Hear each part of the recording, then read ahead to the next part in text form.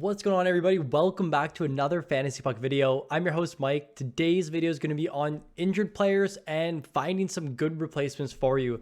I feel like recently a lot of forwards, I haven't really found many D, have been injured, and you're looking for replacements on your waiver wire to hopefully give your team a little bit better of a chance to win each week. We are coming down close to the end of the fantasy season and into playoffs, and these are going to be important weeks that you want to win and put yourself in a really good position going into playoffs. Before we get into this video, guys, make sure you leave a like, subscribe if you're new to the channel, and take a guess at what this jersey is behind me. I just got it recently from a friend, so leave your answers in the comment section below. Without further ado, let's jump into the injured players and the replacements video. Starting this video off, we have Troy Terry of the Anaheim Ducks. The injury report on my left monitor here tells me that he is skating in practice and is due to return relatively soon. So if you do own Terry and you're holding him on your IR, keep him there. Don't drop him. I do think he has some long-term value, but the short-term replacement here, Cale Makar, someone I've actually been recommending a good amount on this channel as someone to stream, to add. He's been really good this season. You can see Terry's numbers here on the left. So I looked at the per 60 rates. I think this is just a better indication of players' stats rather than looking at their per game averages, because some players just don't play as much minutes or some players just haven't played enough games this year. So Troy Terry here, 0.79 goals per 60, a 1.76 assists per 60, 8.85 shots per 60. I'm not going to run through all of these, but what you're getting from Backlund is a little bit less goals, a little bit less assists, but compensating with some better shots and hit volume. There's not really too big of a difference between the two players. Long term, I still like Troy Terry just because he does have that power play 1 designation. And the Flames are a really weird team right now. Backlund's playing third line and power play 2. So I still think I'd be holding Terry long term, but Backlund looks like a very, very comparable replacement here, especially with his great shot volume. If you're looking for position specific, there will be players in this video that will fill in for Troy Terry almost as good as Backlund at his current position. But Backlund, as you can see on the screen, is a center, so he may not actually fill that position immediately for you, but I still think he's a very, very good replacement. Moving on, also, I forgot to say, if you guessed Kevin Fiala, you are correct. Everything's backwards here on the screen. But moving on, Lucas Raymond of the Detroit Red Wings. If you own Raymond, it's been a really tough season this year. I still think he's going to be a pretty big sleeper going into next year, but he has been placed on the IR. Not really a timetable for him to return since it's been so soon. Down year for him right now. And it's kind of funny looking at the screen and seeing Bjorkstrand at 30% less ownership and much better per 60 rates. But this is just because Raymond plays a lot more minutes than Bjorkstrand. Bjorkstrand's minutes are down. But as of recent, Bjorkstrand has been moved up to the top power play unit. They do more of a split 50-50 unit, but Bjorkstrand is on that top unit with Vince Dunn. He's been a lot better as of recent. Right here, you're getting better assists, better shot rate, better hits, better blocks, just all around better player from Bjorkstrand. That Seattle power play is not the best. Where Raymond did, if we had power play points here, Raymond would trump Bjorkstrand in that stat. But you're getting a very comparable player, right wing eligible, 9% owned. He should be available in your league. So if you do have Raymond, at this point, I would probably drop him since we're so close to fantasy playoffs and he just hasn't proven enough. Oliver Bjorkstrand, sleeper a couple years ago, looks like a very, very good pickup right now in place of Lucas Raymond. Moving on to Sam Bennett, one of my favorite fantasy players, someone I own across all my teams. He's day-to-day right now, so not a significant injury like the other two players that I named. Should be back, Maurice said, by Friday. We don't really know the status of Bennett right now, but for the short-term replacement, love Frank Vatrano, someone that we're really high on in the Discord, especially for some of our betting. Left wing, right wing eligible, so a little bit different position, 16% owned. It was kind of hard to find a replacement for Bennett, someone that can shoot, someone that hits, kind of just does everything. But Vatrano has been doing it this year. Better goals per 60, better shots per 60, and better blocks per 60.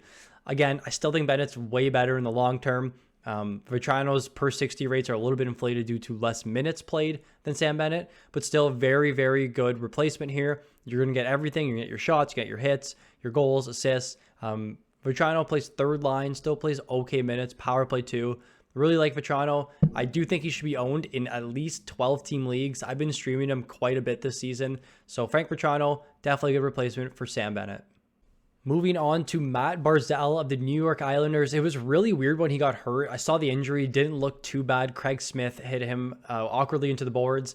There was an early report that he would be out for the remainder of the season into training camp next year. And I was just talking amongst the group chat with some of the Fantasy Puck guys.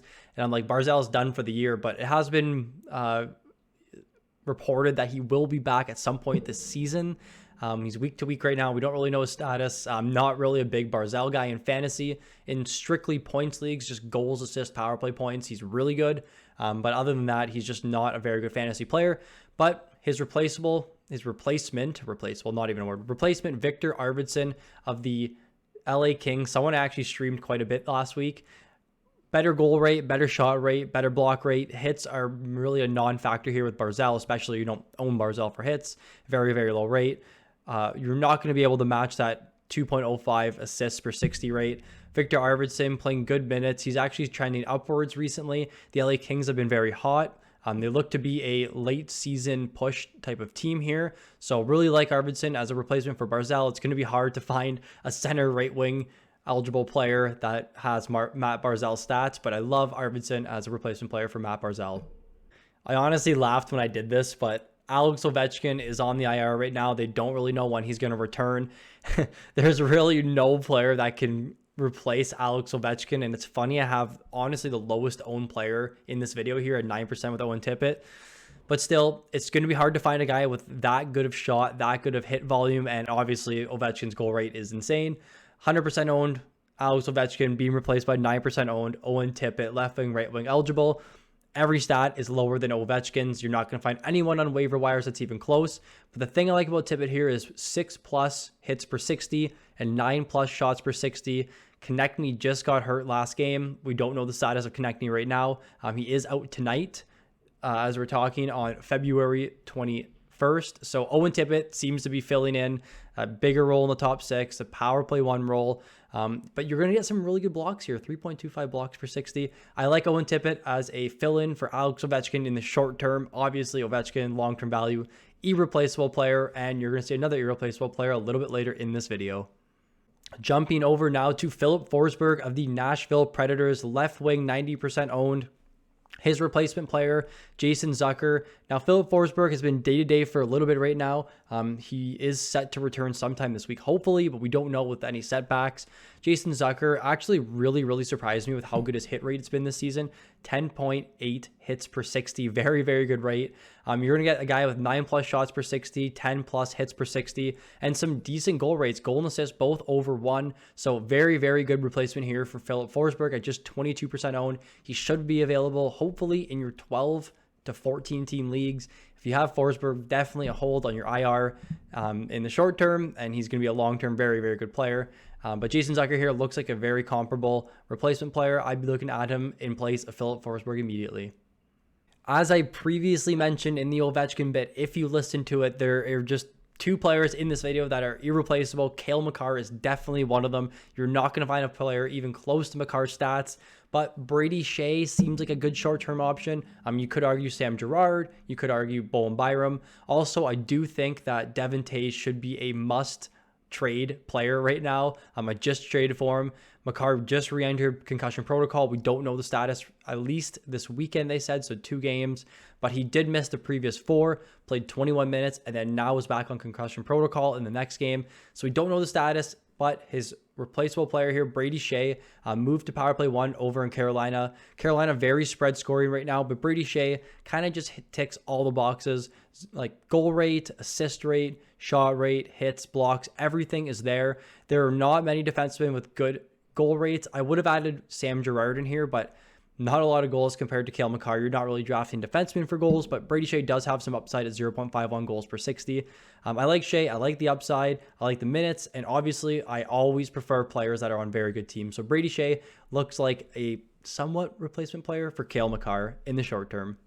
That'll do it for the injured players and their replacements video. If you enjoyed the video, please leave a like. And if you're new to the channel, please subscribe. Thank you for watching. I look forward to seeing you all in the next one.